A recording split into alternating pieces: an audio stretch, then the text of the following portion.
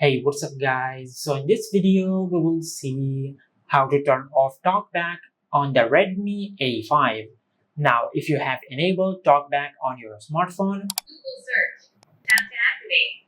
and if you want to disable TalkBack on your smartphone, just swipe with two fingers on your smartphone and open the Settings app on your smartphone.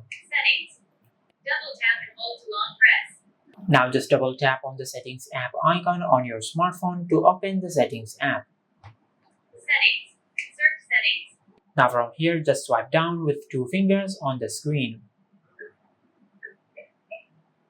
Now from here, just open the accessibility settings within the Settings app. Accessibility. Navigate up. Button. Out of list. Now just double tap on TalkBack.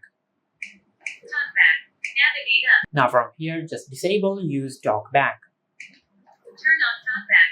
and select Turn Off. Turn TalkBack off. And this is how you can turn off TalkBack on the Redmi A5. If you found this video helpful, please like the video and subscribe to our channel and hit the bell icon to get notified when we upload a new video.